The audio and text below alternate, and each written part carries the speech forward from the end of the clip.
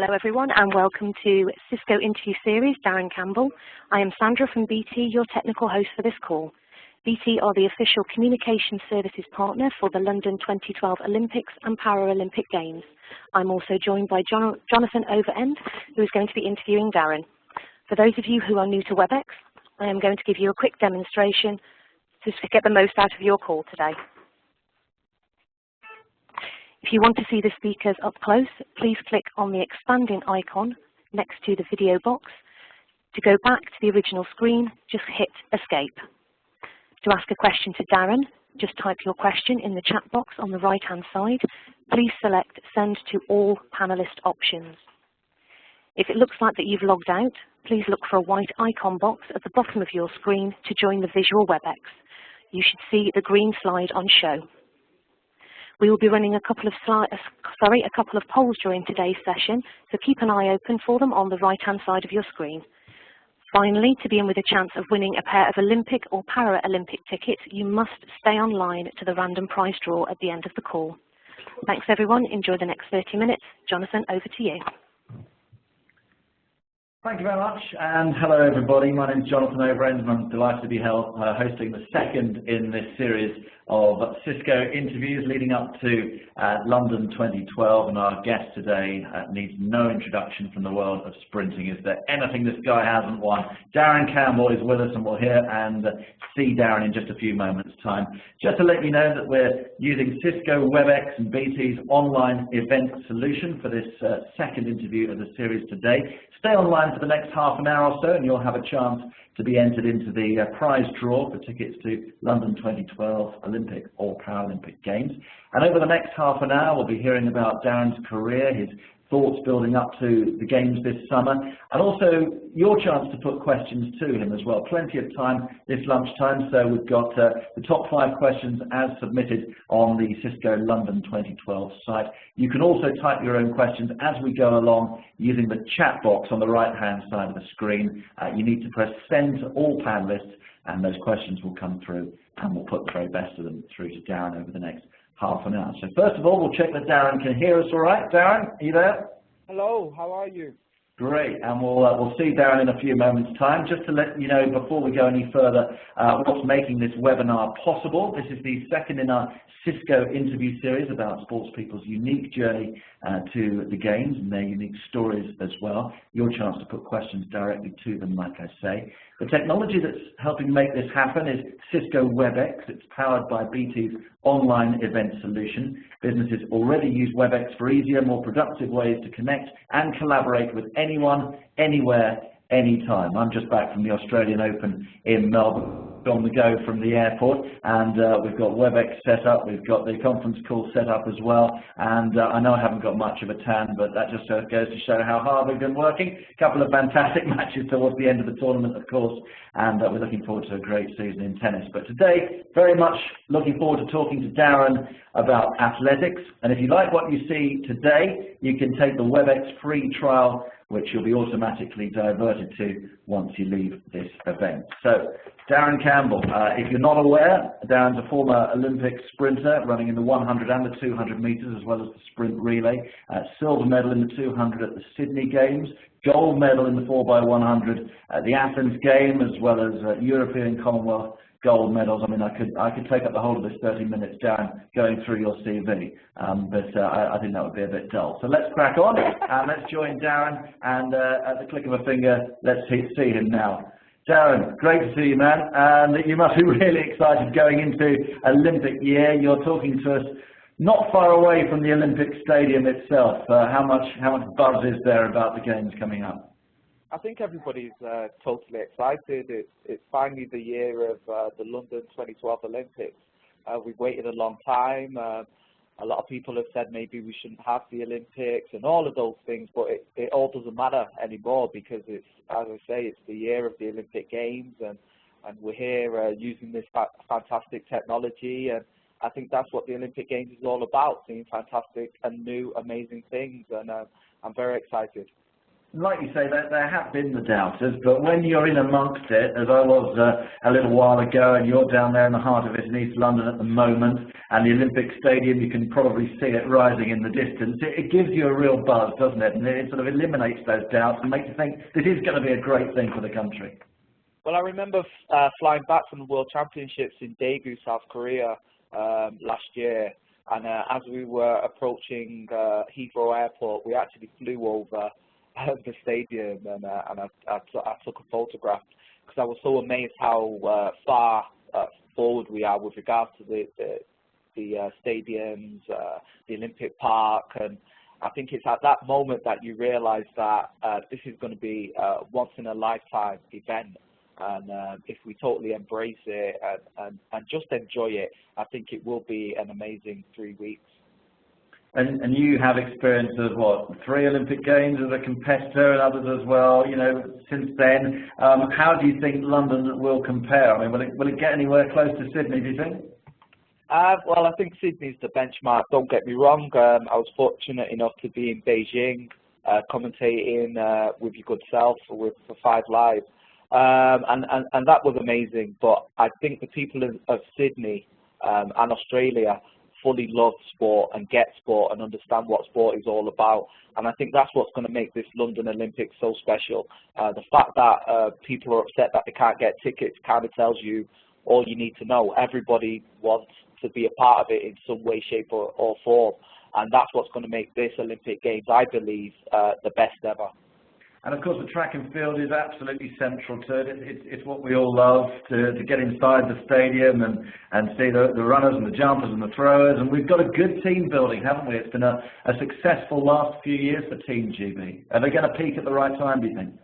Well, I hope so. I think that when you go to the Olympic Games, you are talking about competing against the best in the world. And no Olympic gold medal, silver or bronze is won by luck. It's determination, it's focus, it's drive, and being totally clear of what you have to achieve. And I think the athletes have known about the London 2012, and that adds a few different scenarios in that it will inspire you to train harder than you ever have before, or come the big occasion, people are going to underperform. What I'm hoping is that the British athletes have gradually been improving. They had fantastic performances out in Barcelona at the European Championships. Some great medals were won at the World Championships. And now we've got the Olympic Games. So I'm hoping that the athletes that won medals in Daegu, and as I say, in the European Championships, will step up to that next level and hopefully become Olympic champion. You know, if not Olympic champion, silver, bronze, or make an Olympic final. You know, reality is becoming an Olympian is something very special, and then you've got the next run up the ladder, and that's making it into an Olympic final, and then you've got the next level again, which is winning medals. So I just want to see the athletes go out there and enjoy the occasion and perform to the best of their ability. Don't forget, if you've got any questions for Darren, put them in the chat box and we'll put them straight to you, and we'll get more thoughts, Darren, on 2012, I'm sure, as we go along. But we'd love to hear your story as well, as a veteran of 3 Olympic Games and so much more as well. I wanted to ask you, first of all, about the Sydney experience. You've talked about the Games already. That's where you won your silver in the 200 metres. And for many people, that was kind of out of the blue. I mean, we knew you as a great sprinter, but at the time, more 100-metre recognised. Would that be fair to say? Well, first and foremost, less of a veteran. I'm not sure I like that part. Experience. Yeah, experience. No, going into Sydney Olympics, it was really strange. I did a track and field show quite recently for the BBC where we had Donovan Bailey, former 100-metre Olympic champion, Maurice Green, Atul Bolden, and the question that I was asking them: when did you know that you were going to become Olympic champion? Because going into Sydney, although people really didn't believe that I had the capabilities of winning a medal, I knew going into that season, I knew something special was going to happen. I didn't know that I was going to come out of there with an Olympic silver and just miss out on winning the gold in the 200 metres. But I think it taught me a lot about mindset. and going into a season with a positive mindset, believing that anything is possible. You know, at that point, I don't think I was ranked in the top 5 in the world. But by the time I finished that season, I was ranked number 2 over 200 meters and number 3 in the world over 100 meters. So nobody realized, like you say, that I was going to come out of that Olympic Games with a silver medal. And actually running the 200 meters, I wasn't going to actually run it. Linford Christie, my coach at the time, said to me that I should do the 200 meters in the trials just for a bit of extra fitness. And I ended up winning it. And then we had to decide whether I was going to run the 200 meters in the in the Olympic Games. And how we decided whether I should or not, he basically said, if I run the 200 meters, that keeps somebody else out of the team. Terrible. But again, yes, fate, destiny, call it whatever you want.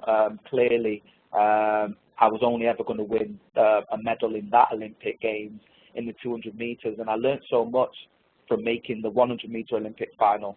I remember walking into the stadium and just seeing all the camera lights flashing. And I just remember thinking, this is the 100-meter Olympic final. And it was probably the most petrified and nervous I ever was throughout my career. And to be honest, that race might as well have just passed me by. I might as well have been in the stand watching it because it felt like I didn't take part. But by the time I made it into the 200-meter Olympic final, I just went out there and enjoyed it. And thankfully, I was able to pick up that Olympic silver medal. I mean, that's an amazing story, and it tells you so much about, you know, this whole idea of pressure in sport, doesn't it? If that had been your only final, the 100 meters, you're saying you would have been a bit of an Olympic flop that year. But as it turned out, you kind of had the second go to learn from that experience.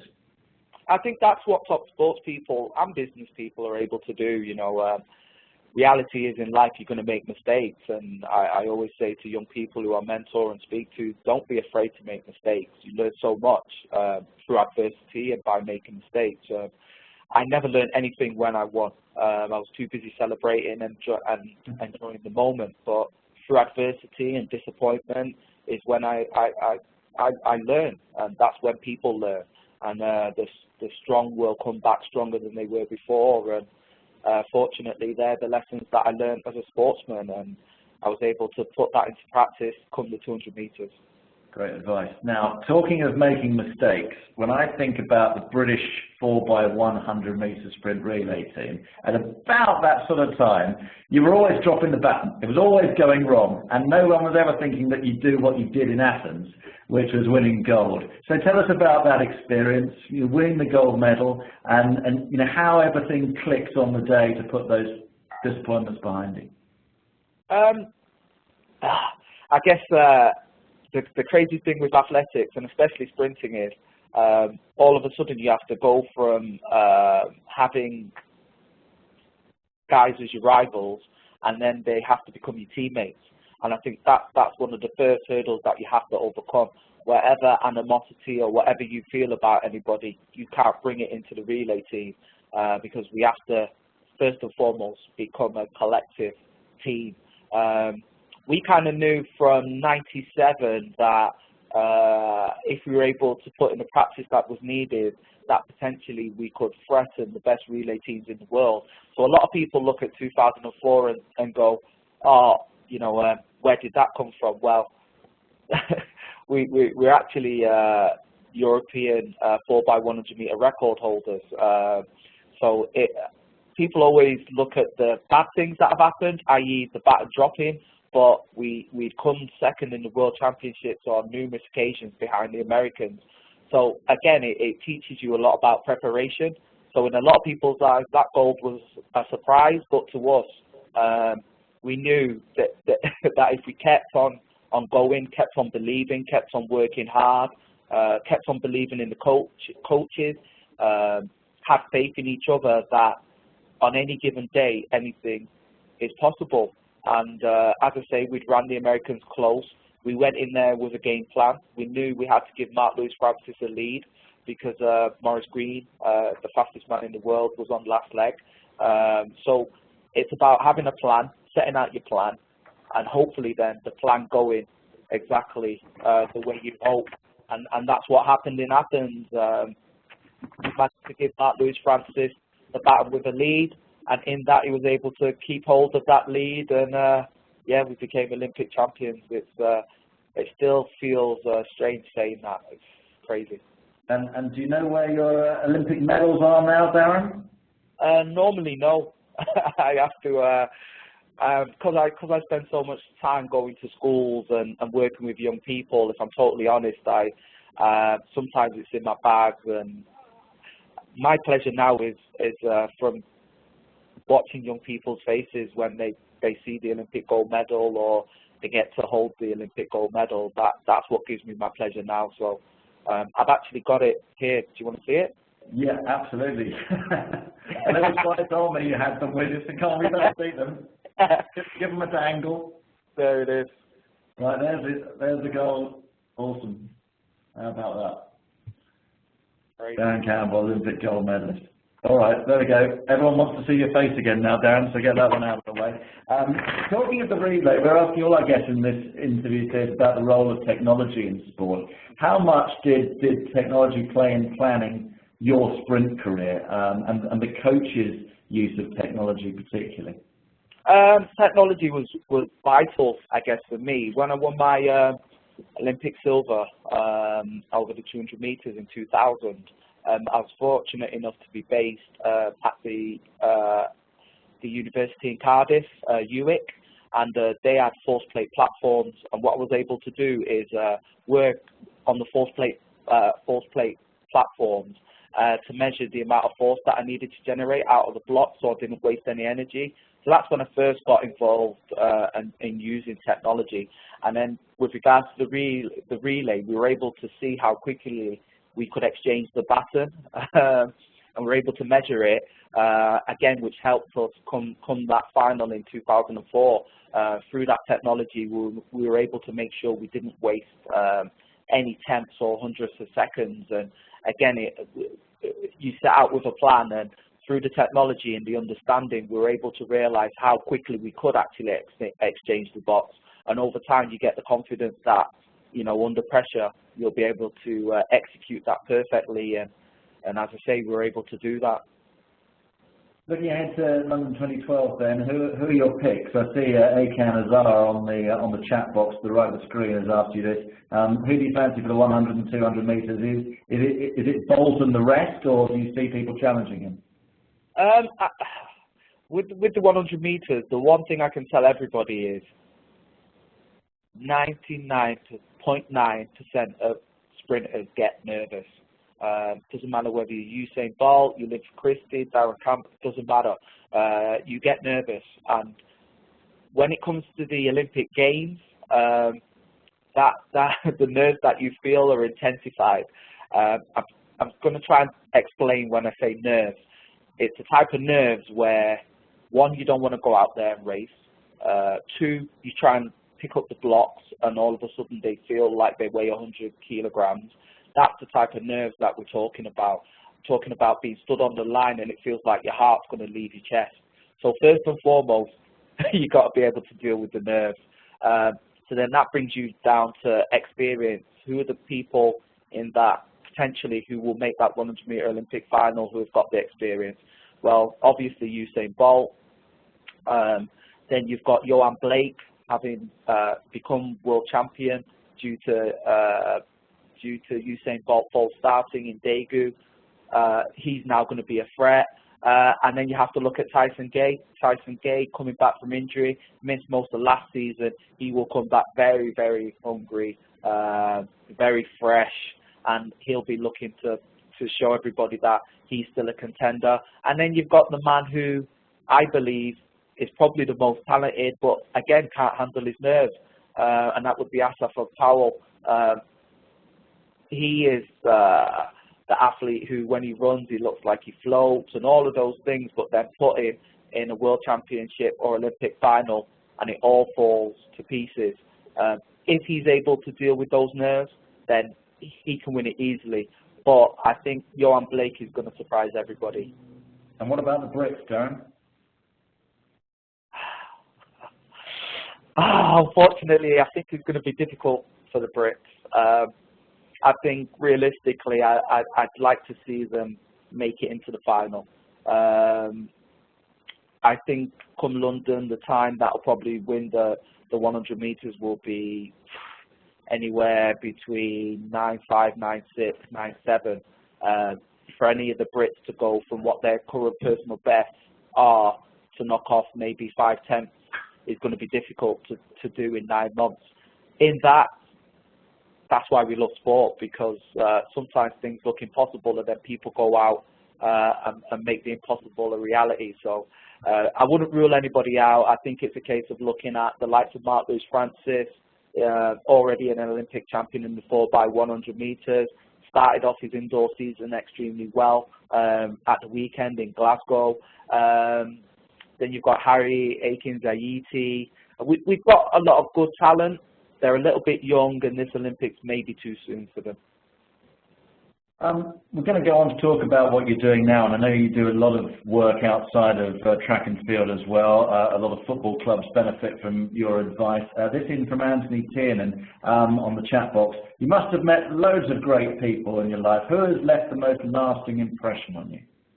Oh, what a great question. That's a great question.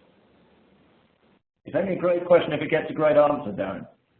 That's why it's a great question. I haven't said I'm going to give you a great answer. You know what? It would have to be Muhammad Ali, 100%.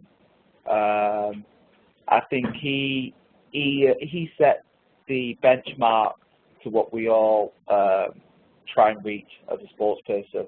Not just sporting success, but then what you do afterwards. For me personally, I always hope that I'd be successful as a sports person, but actually the stuff that will create legacy and live longer than me being an Olympic champion and Olympic silver medalist is what I do afterwards. And if I'm able to inspire young people to believe in themselves and achieve their dreams. So it would have to be Muhammad Ali. He kind of led the way in how you can be a successful sports person, but actually the most important part of your journey is what you do afterwards and who you inspire. So yeah, it has to be him. And this is from Ryan Ball. What are the main differences in working with Premiership football players compared with Olympic athletes? I mean, is it a different kind of motivation? Yeah, it's totally different. Totally different. Again, I feel very fortunate. I'm currently a speed consultant at Saracens and Cardiff Blues. I've worked in the past at Chelsea and different football clubs like that. I love working with sports people because I love the mindset and different stuff like that. But yeah, different sports are very different. Rugby players, if I go and do a session with Saracens, we start at 8:30 and the players will probably be there up until about 3, 4 o'clock in the afternoon. Football clubs, they start about maybe 10 o'clock and can be finished by 12 o'clock. It's horses for courses. Obviously, the impact of rugby is totally different, so there's a lot more to work on and develop. I think I sound like I'm sitting on the fence. Do you think I'm sitting on the fence? No, I think it's another of your great answers. Yeah, no.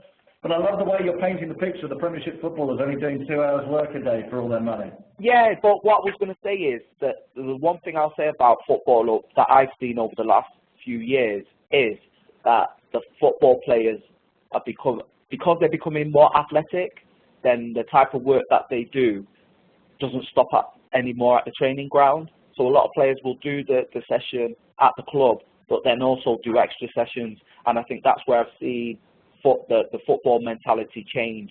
The levels of nutrition, again, I've seen that change. So gone are the days where footballers literally just did that 2 hours and that be it. It's not really that way anymore. And that's one thing I will say. They are slowly but surely catching up with the other sports. Because you used to play a bit yourself, didn't you, Darren? Ever wonder what would have happened if your career had taken a slightly different direction? Well, I know for a fact I won't be Olympic champion. I'd like to believe I'm a realist, and I always knew I would never get to the top as a footballer. I was an okay footballer, played semi-pro level, nearly signed for Plymouth Argyle, all of that type of stuff. But I think there's nothing can beat standing on an athletics track up against 7 other athletes. If you win, it's down to you, and if you lose, it's down to you. It's that simple. Sometimes I'd be on the team bus. We would have travelled 3-4 hours, and I knew all the teammates didn't give 110%. Win, lose or draw, I just always feel like no matter what I'm doing in life, I've got to give 110%. It's the only way I can sit back and feel satisfied with what I've done, whatever the outcome. So I don't think I would be sat here in front of you, and I wouldn't be the person that I am if I'd gone down the football route. What else are you looking forward to seeing at London 2012, Darren? Which other Olympic sports are you planning on following? Taekwondo. Oh yeah, Taekwondo. I'm going to be covering that second week. Yeah, I was going to say you took a little while then. I did, yeah. I thought about a long list. I didn't realise that was anyone. Brilliant. No, I think that's going to be great down at Excel. It's where you are now. Absolutely. Yeah, to be honest, and I think you know this yourself, any sport in the Olympic Games is special. In Beijing, beach volleyball, equestrian, fencing, everything. The special thing about the Olympic Games is soap operas play out in front of us. It's kind of like watching EastEnders or Coronation Street, but these are real life soap operas, and they'll play out over 3 weeks, and there'll be lots of laughter, lots of tears, lots of disappointment, lots of joy. But the one thing we know about the Olympic Games is it's all real. It's not make-believe. There'll be some amazing stories, and I think that's what we all love, and it keeps us all motivated hearing fantastic stories, because it gives us all hope and belief that it's not over for us yet. Brilliant. Well, we're almost going to wrap up, Dan. Before we do, the top questions as voted for on the Cisco London 2012 site. Just give us brief answers on these if you would. There's some good questions here. Do you think London 2012 will deliver real opportunities for young people? Asked Steve Palmer. It has to. Reality is it has to. I made a statement a couple of weeks ago, which was picked up by a national newspaper. If we don't want to see scenes like we saw last year with regards to the riots, we've got to inspire that generation that has missed out. So this is our opportunity to inspire the young people to believe in themselves and dream. So we have to create legacy. And what is the most important aspect of training for aspiring athletes? That from Chris Box. Maybe just one thing, one piece of advice, Dan. Just be passionate. Love what you do. Through the pain, just love it. That was one of my strengths. Even sessions I hated, the mentality was that I loved them. So you've got to love what you do. Great advice. And this from Richard Ellis, who asks, do you think that the Olympics are overshadowing other major sporting events taking place in this country this year, such as, well, he said such as the European Figure Skating Championships, which took place in Sheffield in January? No, I wouldn't say it would overshadow. Obviously, it's a very powerful event. It's a global event, and it lasts over 3 weeks. But I think what it will do is highlight many different sports. I like a bit of figure skating, and I think the fact that we got dancing on ice and stuff, those people that love figure skating and stuff like that will always know about it and always watch it. What the Olympic Games does is highlight sports. Yes, everybody will watch the 100 meters, etc., but they'll also watch handball and all the other sports, judo, that don't ever get any publicity, synchronized swimming. So, what the Olympic Games will do is highlight all great sport and show that all sport is fantastic. I've got tickets to the synchronized swimming. It's going to be great. My daughter can't wait. We're going to be there. Darren, it's been a pleasure, my friend, and we look forward to hearing you on 5 Live during the Olympic Games from the Olympic Stadium. Ditto. Magic. So thanks very much to Darren, and thank you to you as well for being with us today for the second in our series of Cisco Olympic interviews building up to London 2012. Before we go, we do need to select the winner though of the Olympic or Paralympic tickets. You still need to be on the call to win, so listen up. Darren, maybe you could pick a number at random for us. The number I'm going to pick is number 9 because it's my favourite number. Number 9, all right, brilliant.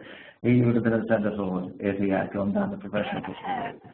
So if you're caller number 9, you'll find out any minute now, and we'll let you know, and you'll be off the games in the summer. So well done to you. So thanks again, everyone, for attending today. You'll get a follow-up email as well with a link to the recording on the London Cisco 2012 site. You'll also automatically be directed to a short 5-question survey. It'd be much appreciated if you could fill this in. Let us know what you thought about it, what's good and what's not, to find out your opinion. You may also want to explore the Cisco London 2012 site and find out much more about other athletes preparing for London 2012. And now that can be found on the play section of www.cisco.co.uk/London 2012. That winner, by the way, is Anthony Impey. Anthony Impey, well done, Anthony. Thanks for being with us today, and you're off to see something special in the summer. So thanks again for your company. We'll be back with another of these interviews on March the 11th, I think it is, March the 12th, actually. Liam Tancock is going to be our special guest for that one. So for now, thank you for being with us, and do explore the site, and we'll be back with you again sometime soon.